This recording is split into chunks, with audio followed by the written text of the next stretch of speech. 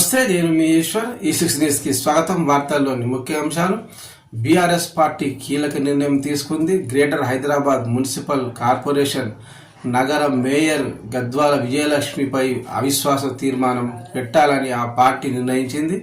అందుకోసం Hyderabad BRS party MLA మాజీ మంత్రి తలసాని శ్రీనివాస్ యాదవ్ నివాసంలో దాదాపు 2 గంటల పాటు సమావేశమై ఈ అంశంపై చర్చించారు. అందులో భాగంగా జీహెచ్ఎంసీలో తమకున్న కార్పొరేటర్ల సంఖ్య బలంతో అవిశ్వాసం పెట్టేందుకు సంఖ్య ఎంత అవసరమనే కోణంలో బీఆర్ఎస్ పార్టీ నేతలు చర్చించారు.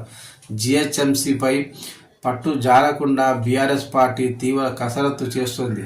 ఆమె బీఆర్ఎస్ పార్టీ సీనియర్ నేత కేకే కుమార్తె కూడా కావడంతో గద్వాల విజయలక్ష్మిని మేయర్ పదవి వరించింది. తెలంగాణలో కాంగ్రెస్కు పట్టం కట్టారు ప్రజలు. రేవంత్ చేపట్టిన ఆపరేషన్ ఆకర్షణలో భాగంగా బీఆర్ఎస్లోని పలువురు ఎమ్మెల్యేలు ఎమ్మెల్సీలతో పాటు బీఆర్ఎస్ పార్టీ అగ్రనేతలు సైతము హస్తంగూటికి చేరారు.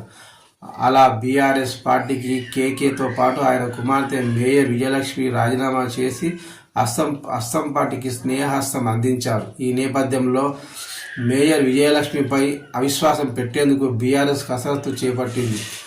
అది కాక ఈ ఏడాది చివరకు జీహెచ్ఎంసీ కౌన్సిల్ పదవీకాలం ముగియనున్నది. ఈ నేపథ్యంలో మళ్ళీ జీహెచ్ఎంసీ ఎన్నికలు నిర్వహించాల్సి ఉంది. దీంతో మళ్ళీ ప్రజల్లోకి వెళ్ళి తన సత్తా చాటాలని బీఆర్ఎస్ పార్టీ అగ్రనాయకత్వం ఆలోచిస్తుంది. గత ఏడాది మే జూన్ మాసాలలో జరిగిన సార్వత్రిక ఎన్నికల్లో సైతం కాంగ్రెస్ బీజేపీలు సరిసమానంగా ఎంపీ సీట్లు గెలుచుకున్నాయి. ఈ ఎన్నికల్లో బీఆర్ఎస్ పార్టీకి డిపాజిట్లు సైతం దక్కలేదు. అలాగే జీహెచ్ఎంసీ ఎన్నికల్లో సైతం మేయర్ పీఠం హస్తగతం చేసుకోవాలని సీఎం రేవంత్ పక్కా ప్రణాళికతో సిద్ధమవుతున్నారు. చూడాలి మరి బీఆర్ఎస్ పార్టీ పాచిక పారుతుందా మరి లేదా.